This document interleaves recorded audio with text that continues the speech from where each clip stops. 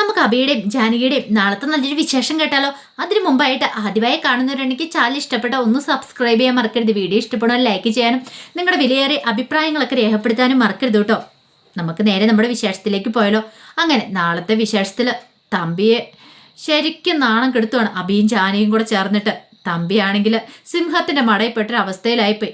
തമ്പിയോട് അബി പറഞ്ഞു, നിങ്ങൾ ഇത്രയൊക്കെ ചെയ്ത് കൂട്ടിയിട്ട് നിങ്ങൾക്ക് നാണമില്ലേ ഇവിടെ വന്ന് നിൽക്കാമെന്ന് ചോദിക്കണം. അപ്പം തമ്പിയോട് അബി ഓരോ കാര്യങ്ങളും തമ്പി ചെയ്ത കാര്യങ്ങളൊക്കെ രാധാമണിയോട് ചെയ്ത കാര്യങ്ങളൊക്കെ എണ്ണി എണ്ണി പറയുന്നുണ്ടായിരുന്നു. എല്ലാം കേട്ടുകഴിഞ്ഞപ്പം തമ്പി ഒന്നും മിണ്ടാതെ നിൽക്കുകയാണ്. ആ സമയം ജാനകി പറഞ്ഞു, എൻ്റെ അമ്മയ്ക്ക് വേണ്ടിയിട്ട് കേസുമായിട്ട് ഞാൻ മുന്നോട്ട് പോയത് എന്തിനാണെന്നറിയാവോ? നിങ്ങൾ എന്നെ മോളായിട്ട് അംഗീകരിക്കാൻ വേണ്ടിയിട്ടൊന്നും അല്ല. നിങ്ങൾ ഒരിക്കലും ഞാൻ അച്ഛനായിട്ട് കാണാനും ആഗ്രഹിക്കുന്നില്ല. എൻ്റെ അമ്മയ്ക്ക് നീതി കിട്ടണം, അതിനുവേണ്ടി മാത്രമാണെന്ന് പറയണം. പിന്നെ എൻ്റെ അമ്മയ്ക്ക് അത്ര വയ്യാഞ്ഞിട്ട് പോലും അമ്മ എനിക്ക് ജന്മം നൽകി. എന്തിനാണെന്നറിയാവോ? ഒരുപക്ഷെ നിങ്ങളോട് കണക്ക് ചോദിക്കാൻ വേണ്ടി മാത്രമാണ് ഞാൻ ഈ ഭൂമിയിലേക്ക് ജന്മം കൊണ്ടിരിക്കുന്നത്. നിങ്ങളോട് ഇതിന് ഞാൻ പകരം ചോദിക്കും തമ്പി. നിങ്ങളുടെ മോളെന്നുള്ള ഒരു ലേബലും എനിക്ക് വേണ്ടാന്ന് പറയണം. എൻ്റെ അച്ഛനായിട്ട് നിങ്ങൾ ഒരിക്കലും വരണ്ട. എനിക്കത് ഒരിക്കലും ഇഷ്ടപ്പെടുന്ന കാര്യമില്ല എന്ന് പറയണം. എൻ്റെ അമ്മയ്ക്ക് നീതി വേണം. എൻ്റെ അമ്മ ഇത്രയും വർഷക്കാലം രാവേത പകലേതെന്ന് അറിയത്തില്ലാതെ കിടന്ന് കഷ്ടപ്പെട്ടുകൊണ്ടിരിക്കുക. അതിൻ്റെ ഒരംശം എന്തെങ്കിലും നിങ്ങൾ അറിയണമെന്ന് പറയാം. നിങ്ങൾ ഭാര്യയും മകളും ഒത്ത് സുഖമായിട്ട് ജീവിക്കണ സമയത്ത് എൻ്റെ അമ്മ ഇരുട്ടറയ്ക്കുള്ളിലായിരുന്നു. അത് നിങ്ങൾക്കറിയാമെന്ന് ചോദിക്കുക. എന്നിട്ടും അതും പോരാഞ്ഞിട്ട് എൻ്റെ അമ്മയെ ഉപദ്രവിക്കാനായിട്ട് നിങ്ങൾ ഇറങ്ങി തിരിച്ചില്ലേന്ന് ചോദിക്കുക. അപ്പം നിങ്ങളെ വെറുതെ വിടണോ അല്ലേന്ന് ചോദിക്കുക. അത് കേട്ടപ്പോൾ തമ്പി പറഞ്ഞു, അത് പിന്നെ ഞാൻ കൂടുതലൊന്നും പറയണ്ട. അബി പറഞ്ഞു, ഇറങ്ങി പോകുന്നുണ്ടോ അതോ ഇവിടെ ഞാൻ ഇറക്കി വിടണോന്ന് ചോദിക്കണം. മേലാൽ ഇനി മോളെ കാണാനെന്ന് പറഞ്ഞ് ഇങ്ങോട്ടേക്ക് വന്നാണ്ടല്ലോ, അപർണയെ കാണാനെന്ന് പറഞ്ഞ് ഇങ്ങോട്ട് വന്നിട്ടുണ്ടെങ്കിൽ അപർണയോട് ഞങ്ങൾ കാര്യങ്ങളൊക്കെ തുറന്നു പറയുന്നു പറയാം. തമ്പി ആകെപ്പാടെ ഞെട്ടിപ്പോയി. അപർണയെ കാണാൻ വേണ്ടി വന്നായിരുന്നു. പക്ഷെ ആ സമയം അപർണ വീട്ടിലേക്ക് പോയിട്ടുണ്ടായിരുന്നല്ലോ. അങ്ങനെ തമ്പി അവിടെ നിന്ന് നാണം കിട്ടു പോവാണ്. ഇത്രയും മഞ്ജു ചായയൊക്കെ ആയിട്ട് വന്നപ്പോൾ ചോദിച്ചു, അല്ല അപർണയുടെ അച്ഛൻ പോയെന്ന് ചോദിക്കണം. അയാൾ പോയെന്ന് പറയണം ജാനകി. ഈ സമയത്തോടെ ഞാൻ ചായ ആയിട്ട് വന്ന ഒരു കാര്യം ചെയ്യുക, അതിങ്ങ് തന്നേക്കാൻ പറയണം. അങ്ങനെ ജാനകി ആ ചായയൊക്കെ വാങ്ങിച്ചു കുടിച്ച് ഇങ്ങനെ ചിന്തിക്കണം. ഒരു പക്ഷേങ്കിൽ അവള് അധികം വൈകാതെ തന്നെ സത്യങ്ങളൊക്കെ തിരിച്ചറിയും. അറിയണമല്ലോ, ഇത്രയും കാലം ഇങ്ങനെ മറച്ചു വെച്ചോണ്ടിരുന്നു, ഇനിയിപ്പോൾ എന്തിനു മറച്ചു വെക്കണം എന്നൊരു ചിന്തയൊക്കെ ആയിരുന്നു മനസ്സിലുണ്ടായിരുന്നത്. പിന്നീട് അപർണ വീട്ടിൽ പോയിട്ട് തിരികെ അളകാപുരിയിലേക്ക് വരുവാണ്. വന്നു കഴിയുമ്പോഴത്തേനും ജാനകിയൊക്കെ അവിടെ ഉണ്ടെന്ന് അറിയുന്നത്. അപർണ അങ്ങോട്ട് കയറി ചെല്ലുമ്പോഴത്തേനും ജാനകി അവിടെ നിൽക്കുന്നുണ്ട്. പെട്ടെന്ന് അപർണ ചോദിച്ചു, ഓ നീ രക്ഷപ്പെട്ട് ഓടി നടക്കുമല്ലേ?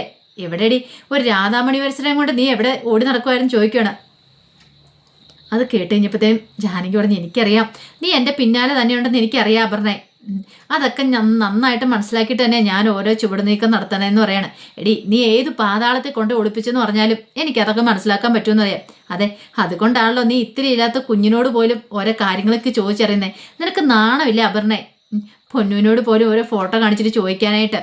ഒന്നുമില്ലേലും നിനക്ക് ഇത്രയും പ്രായം പക്വതയൊക്കെയല്ലോ, ഇത്തിരി ഇല്ലാത്ത കുഞ്ഞിനെ പോലും നീ വെറുതെ വിടുന്നല്ലോ എന്ന് പറയാം. ഇത് കേട്ടുകഴിഞ്ഞപ്പോൾ അപർണ പറഞ്ഞു, അതെ എൻ്റെ ലക്ഷ്യം നിറവേറ്റാൻ വേണ്ടിയിട്ട് ഞാൻ ഏതറ്റം വരെ പോകുന്നു പറയാം. അതെ അതെനിക്കറിയാലോ, അതുകൊണ്ടാണല്ലോ. എന്ത് പറ്റി?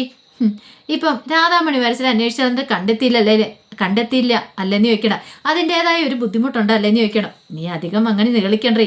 അധികം വൈകാതെ ആ സ്ത്രീയെ ഞാൻ കണ്ടെത്തിയിരിക്കും. എൻ്റെ അച്ഛനെ കള്ളക്കേസിൽ കുടുക്കിയത് അവരാണെങ്കിൽ അവരെ കൊണ്ട് തന്നെ അതിന് ഞാൻ കണക്ക് പറയിപ്പിക്കുമെന്ന് പറയണം. എൻ്റെ അച്ഛനിന് ഒരിക്കൽ ഒരു വട്ടം കൂടി ജയിലിലേക്ക് പോകാൻ ഞാൻ സമ്മതിക്കില്ലടേ. ആ ഭരണം ജീവിച്ചിരിക്കുമ്പോൾ സമ്മതിക്കില്ല എന്ന് പറയണം. ഇത് കേട്ട് കഴിഞ്ഞപ്പോൾ ജാനകി പറഞ്ഞു, വേണ്ട നീ സമ്മതിക്കേണ്ട, നിന്റെ സമ്മതം നോക്കിയിട്ടല്ലോ കാര്യങ്ങളൊക്കെ മുന്നോട്ട് പോകുന്നേ എന്ന് പറഞ്ഞിട്ട് ജാനകി അങ്ങോട്ട് കയറി പോകണം. അപ്പുറത്തേക്ക് ആ പടം പെരുത്ത് കയറിപ്പോയി. ഇപ്പോൾ എവിടെയോ കൊണ്ട് ഒളിപ്പിച്ചിട്ട് വന്നിരിക്കുക. ഒരിക്കലും താൻ കണ്ടുപിടിക്കില്ലെന്നൊരു ചിന്തയൊക്കെ ആയിരിക്കും അവളുടെ മനസ്സിലുണ്ടായിരിക്കുന്നത്. ഇതങ്ങനെ വെറുതെ വിട്ടിട്ട് കാര്യമില്ലോ എന്നൊക്കെ ചിന്തിക്കുന്നുണ്ട്. പിന്നീട് അമർന കട്ടക്കലിപ്പിൽ അങ്ങോട്ട് ചെന്ന് കഴിയുമ്പോഴത്തേനും അമൽ മുറിയിലുണ്ടായിരുന്നു. അമലിനെ കണ്ടു കഴിഞ്ഞപ്പോഴത്തേനും അപർണയ്ക്ക് ദേഷ്യം വന്നു. അമലിനോട് പറഞ്ഞു, അല്ലെങ്കിലും അങ്ങനെയാണല്ലോ, നിനക്ക് ഇവിടെ നടക്കുന്ന കാര്യങ്ങളൊന്നും അറിയണ്ടല്ലോ, നീ എന്ത് വന്നാലും നിന്റെ ഏട്ടത്തിയമ്മയുടെ ഏട്ടൻ്റെ കൂടെയല്ലേ നിൽക്കണമെന്ന് ചോദിക്കുക. അമല് പറഞ്ഞു, അതിനിപ്പോൾ എന്താ കുഴപ്പമിരിക്കണേ? എവിടെ നീതി ന്യായം ഉണ്ടോ അതിൻ്റെ പക്ഷത്തോ ഞാൻ നിൽക്കുള്ളൂ എന്ന് പറയാം. നീതി ന്യായം എൻ്റെ അച്ഛൻ്റെ ഭാഷത്ത് തന്നെയാടാ ന്യായം ഇരിക്കുന്നത്. അത് ഇന്നല്ലെങ്കിൽ നാളെ നിനക്ക് മനസ്സിലാവുമെന്ന് പറയണം. അത് കേട്ട് കഴിഞ്ഞപ്പം അമൽ പറഞ്ഞു, അങ്ങനെയാണെങ്കിൽ തെളിയിക്ക്. നിന്റെ അച്ഛൻ്റെ ഭാഗത്ത് ന്യായം വേണം തെളിയിക്കുവാണെങ്കിൽ ഞാൻ നിന്റെ അച്ഛൻ്റെ ഭാഗത്ത് നിൽക്കുമെന്ന് പറയാം. അല്ലാതെ ഞാൻ നിന്റെ അച്ഛൻ്റെ ഭാഗത്ത് നിൽക്കത്തില്ലെന്ന് പറയണം. നിന്റെ അച്ഛൻ ചെയ്ത ക്രൂരപ്രവൃത്തികൾ പലതും എനിക്കറിയാം, അതുകൊണ്ട് തന്നെയാണ് ഞാൻ പറയണമെന്ന് പറയാം. അതേടാ, നീ അവളോടൊപ്പം ചേർന്നോ ജാനകിയോടൊപ്പം? അധികം വൈകാൻ നിനക്കൊക്കെ സത്യാവസ്ഥ ബോധ്യപ്പെടുമെന്ന് പറയണം. ആ സമയത്ത് അബി എന്ത് ചെയ്യണം, പുറത്തേക്ക് പോവാണ്. പിന്നീട് വഴക്കി വെച്ച് ആ പോകുന്ന വഴിക്ക് തന്നെ ഇന്ദ്രജനെ കാണുവാണ്. അപ്പം ഇന്ദ്രജനെ കണ്ടുകഴിഞ്ഞപ്പം അബിക്ക് അറിയത്തില്ലോ ഇന്ദ്രജയാണ് നകുലിൻ്റെ ഏടത്തിയമ്മ എന്നുള്ള കാര്യങ്ങളൊന്നും അറിയത്തുണ്ടായിരുന്നില്ല.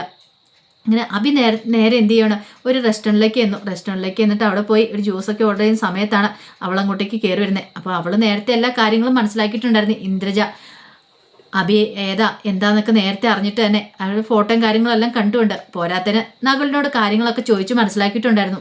അങ്ങനെ അഭി ഇരിക്കുന്ന സീറ്റിനടുത്തേക്ക് വന്ന് ഇരിക്കുകയാണ്. അങ്ങനെ അവിടെ ഇരുന്ന് ഒരു ജ്യൂസ് ഓർഡർ ചെയ്തു. അപ്പോഴേ അഭി അവരെ നോക്കി. ഈ സമയത്ത് അവർ സ്വയം പരിചയപ്പെടുത്തണം, ഞാൻ നകുലിൻ്റെ ഏട്ടത്തിയമ്മയാണ്, എൻ്റെ പേര് ഇന്ദ്രജ എന്ന് പറയാണ്. ഇത് കേട്ട് കഴിഞ്ഞപ്പോഴത്തേനും അഭിയൊന്ന് നോക്കി. ഇവരെല്ലാവരും എന്താ പിന്തുടരുന്നേ? ആദ്യം നകുലം വന്നു, ഇപ്പം നകുലിൻ്റെ ഏട്ടത്തിയമ്മയെന്നും പറഞ്ഞ് ഇവർ വരുന്നു. അല്ല, അഭി എന്നല്ലേ പേരെന്ന് വയ്ക്കും?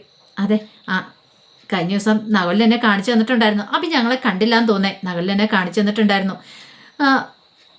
അപ്പോഴും ഞാൻ കാര്യങ്ങളൊക്കെ അറിയണേന്ന് പറയാണ്. അല്ല, ബിസിനസ് ചെയ്യാൻ താല്പര്യം ഉണ്ടല്ലേ എന്നൊക്കെ ചോദിക്കണം. ഇത് കേട്ട് കഴിഞ്ഞപ്പോഴത്തേനും അഭിയൊന്ന് അവരെ നോക്കി. ആ സമയം ഇന്ദ്രജ പറഞ്ഞു, ഞങ്ങൾക്ക് നല്ല ബിസിനസ്സും കാര്യങ്ങളൊക്കെ ഉണ്ടായിരുന്ന, ഇപ്പം പിന്നെ അത് ഇച്ചിരി കേരളത്തിലില്ല, ബാംഗ്ലൂർ മറ്റുമാണ്. ഇപ്പം ഇവിടെ ഇച്ചിരി ബിസിനസ് പച്ച പിടിപ്പിച്ചാൽ കൊള്ളാമെന്നുണ്ട്, അതുകൊണ്ടാണ് ഞങ്ങൾ ഇങ്ങോട്ടേക്ക് വന്നതെന്നൊക്കെ പറയണം. അത് കേട്ട് കഴിഞ്ഞപ്പോൾ അഭി പറഞ്ഞു, ആയിക്കോട്ടെ എന്ന് പറയാം. അല്ല, നിങ്ങൾക്ക് ഞങ്ങളുടെ കമ്പനിയോടൊപ്പം ചേരാൻ താല്പര്യം ഉണ്ടെങ്കിൽ അറിയിക്കണം, നകുലും പറഞ്ഞിട്ടുണ്ടായിരുന്നു. അതുകൊണ്ടാണ് ഇപ്പം അഭിയെ കാണാൻ ഞാൻ ഇങ്ങോട്ടേക്ക് വന്നേ. ഞങ്ങൾക്ക് നല്ല കമ്പനിയെ മുന്നോട്ട് നയിക്കാൻ വേണ്ട കേപ്പബിൾ ആയിട്ടുള്ള ഒരാളെ വേണ്ടതെന്നൊക്കെ പറയാം.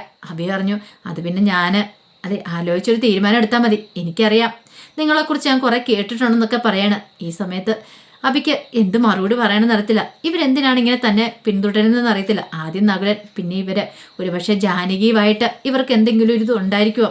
നകുലിൻ്റെ ആ നോട്ടവും മട്ടും അന്നത്തേക്ക് അതൊക്കെ ഇപ്പോഴും അഭിയുടെ മനസ്സിലിങ്ങനെയുണ്ട്. പിന്നീട് ഇന്ദ്രജ കൈ നീട്ടിട്ട് പറഞ്ഞു, പിന്നെ നമുക്ക് പിന്നെ കാണാമെന്ന് പറയാണ്. അഭി സ്വാഭാവികമായിട്ട് കൈ നീട്ടി കഴിഞ്ഞപ്പോഴത്തേനും ഇന്ദ്രജ കയ്യിലേക്ക് ഇങ്ങനെ പിടിച്ചിങ്ങനെ ഞെരിക്കുവാണ്. ഞെരിച്ചിട്ട് പറഞ്ഞു, അതെ, വെറുതെ കാണുമല്ലേ ചെയ്യേണ്ടത്, നന്നായിട്ട് തന്നെ നമുക്കൊന്ന് കാണണമെന്ന് പറയണം.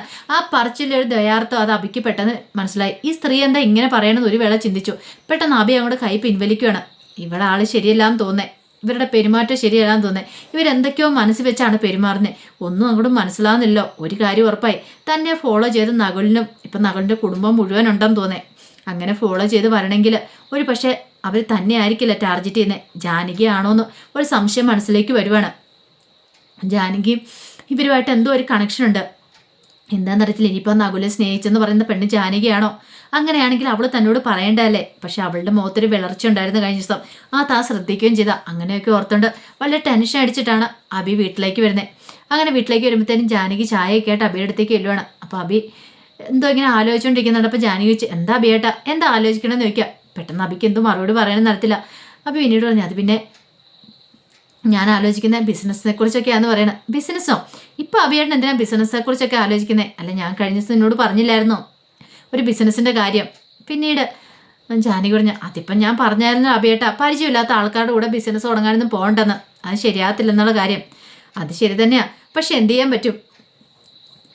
ഇന്ന് അവരുടെ ഏട്ടത്തിയമ്മയാന്ന് പറഞ്ഞൊരു സ്ത്രീ എന്നെ കാണാൻ വന്നിട്ടുണ്ടായിരുന്നു പറയണം. ഇത് കേട്ട് കഴിഞ്ഞപ്പോൾ ജാനകി ഒന്ന് ഞെട്ടി. ജാനകിയുടെ മുഖത്തെ ആ ഞെട്ടൽ അഭി പ്രത്യേകം ശ്രദ്ധിക്കുകയാണ്. അഭിക്ക് മനസ്സിലായി എന്തോ ഒരു പ്രശ്നമുണ്ട്, ജാനകി തന്നോട് എന്തോ ഒരു കാര്യം മറച്ചു വെക്കുന്നുള്ള സത്യം അഭിക്ക് മനസ്സിലാവുകയാണ്. അപ്പോൾ അതിൻ്റെ വിശേഷങ്ങളൊക്കെയാണ് കാണുന്നത്. ആ വിശേഷങ്ങൾക്കായി നമുക്ക് എല്ലാവർക്കും കാത്തിരിക്കാം കേട്ടോ. ഒരിക്കൽ കൂടി എല്ലാവർക്കും ശുഭരാത്രി നേർന്നുകൊണ്ട് നിർത്തുന്നു. നന്ദി.